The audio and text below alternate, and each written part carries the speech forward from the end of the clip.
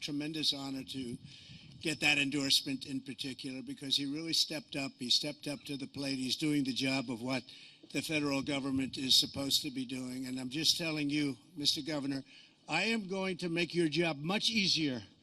You'll be able to focus on other things in Texas. We love Texas, and what they've done is very unfair. They've given the job to you. It's a job of security for our country. It's a job of stopping an invasion, because it's an invasion. And you've done a great job, and thank you very much for the endorsement, Greg. I appreciate it very much. Thank you. It's a great honor. Well, I've been here many times. I would say Biden's probably been here never, okay? He said he was here once, but they're trying to figure out when, because it went so quickly.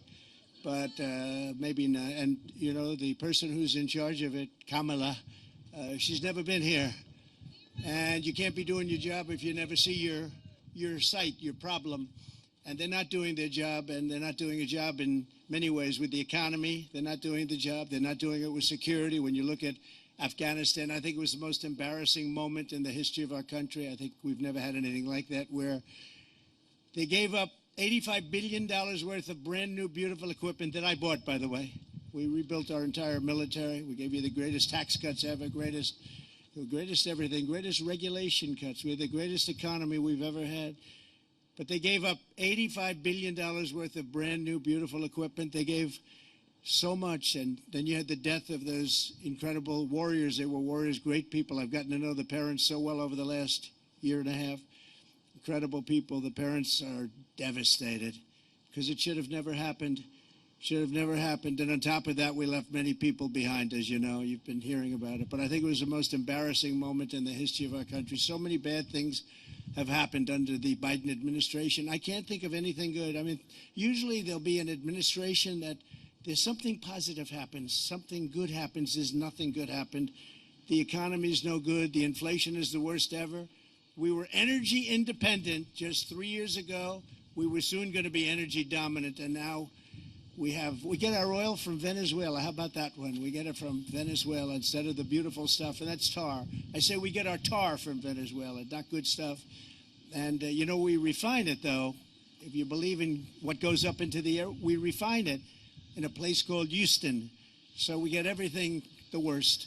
But nothing good has happened in this administration, and we're going to change it. We're going to change it very fast. I want to thank a friend of mine and somebody I got to know very well. He's a warrior. He's an incredible man, Brandon Judd, who really has, he's really amazing. Because, you know, he's got a very easy job if he doesn't want to do his job. He just has to come and collect a paycheck. But Border Patrol and ICE, we can't ever forget ICE. ICE goes out there and they meet the enemy. They have a lot of enemies out and a lot of people that shouldn't be in our country. But they go out and they see these people, these gangs of thugs, and they go right in there and they start swinging. Because there's not a lot of talking. There's a lot of swinging, but not a lot of talking. And when you look at MS-13, some of the most vicious people you've ever seen, they walk right in, they get them out. We took out, Brandon, thousands and thousands of MS-13 during my administration, and we were so proud of it. And so we have to remember Border Patrol, we have to remember ICE, and all of the people that are in law enforcement, including the incredible people from Texas that are now stepping up at a level that nobody's had to do before. You never had to do it. But we're going to make the governor's job very easy, okay? I'm going to make that very easy. Congresswomen and Louis Gohmert, the great Louis Gohmert. We're going to make the jobs in this state very, very easy. We're going to take over that border, and we're going to make it. We had the most secure border in our history. Now we have the most unsecure border in the history, I believe, really, of the world. I don't think there's ever been a country in history that's had a border where millions and millions and millions of people are flowing into our country. Nobody's ever seen anything like it. And a lot of people, they say 3 million, 4 million, 5. No, I believe by the end of this administration, it'll be 15 million people. That's bigger than New York State will have come into our country illegally. And many of those people, you don't want them in our country. You know, they always get the fake news media right back there. Oh, that's a lot of media, by the way. That's a lot of fake news back there. No, some of them are very good. I can tell you. See, there's one camera way back in the corner. He's okay. But no, the media doesn't want to hear that. But the media has to get on their game. You know, they're doing very poorly. They have the fewest views they've ever had. at least in modern times, and they're doing very poorly. And part of the reason is they lost credibility. They can be a warrior for what's right for our country. They can also report like the stories like this, like the job that Border Patrol does and ICE does and the Texas law enforcement does and the governor does. They don't want to report those stories, but we have to, because our country is going to hell. Our country is going to hell. We have some people that either they don't care, they're not very smart, or they hate our country. And nobody really knows the answer, because who could object to voter ID? Who could object to a wall? A wall. I was saying before, wheels and walls, they work.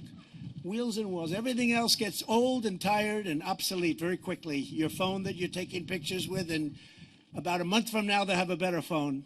Everything. But wheels and walls, they work. And we don't need the wheels, we just need the walls. And it worked. So we had the safest border in our history. And you know, when I first ran in 2016, the border was really bad. Nothing like it is now. It was like incredible compared to the way it is now. But the border was bad. And I ran largely on the border, and I fixed it so good that in 2020, I couldn't even talk about it. My people would say, sir, you're wasting your time by talking about the border. Because we had it fixed. The ranchers and the people that own homes along the border, they told me it was the greatest period of time they've ever had, the 4 years. And now they say it's the worst that anybody's ever seen. They're afraid to walk out. They can't walk out. They can't. They want to leave. They want to sell their homes, but they can't get people to buy them. But we're going to make those homes very valuable. Just hold on to your homes. But it was the best period of time that they've ever had, and we're going to do that again. So we did so well in 2016 to 2020 that we couldn't talk about it. I would go and tell my people, why don't you talk about the border? They say, sir, nobody cares about the border because we fixed it. I said, let's talk about the fact that we fixed it. Nobody cared about that either. All they knew is the border worked. And then these guys got in here. I won't say how, but you know how. And the whole thing blew up everywhere. Not only the border. Border is one of the real bad ones because you have some real bad people coming into our country. But these guys got in, and the economy went haywire, and inflation went through the roof. And inflation was caused by energy. You know, it was really caused largely by energy. Now everything is so inflated. And then when it goes to 4%, like recently, it was at 4.2%. But what about the 27% that it lifted over a short period of 2.5 years, where people are they're dying. They can't live. Inflation is known as a country buster. It busts countries. This is for hundreds of years. You go back to old Germany. You go back to any country that's had inflation. It breaks up the country. And we've had the worst inflation we've had in 72 years, caused by energy, but now it's everything.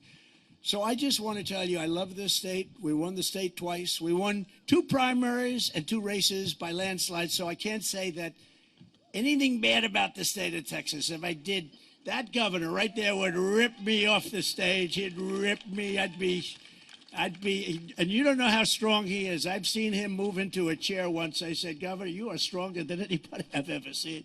He's an incredible guy and an incredible man. But we're going to make that job very easy for you, Governor. You're going to go back to normal governing, things like streets and education and medical. And you're not going to have to worry about the border anymore, Governor. Your people have been so incredible. You're not going to have to worry about the border in Texas or in Arizona or anywhere else where it's such a complete disaster. So I just want to thank everybody for being here. Tremendous people, tremendous state. We love it very much, and I'm honored by the governor's endorsement. That's a big endorsement. He's not free and easy with endorsements. You look at his record. You don't do too many endorsements, I have to tell you that, Governor. So this meant a lot to me, and it's an honor to have come here and to accept it. And it's an honor to be with everybody today. And we are going to go out and we're going to make America great again. It's very simple. We're going to make America great again. Thank you. Thank you very much. Thank you very much.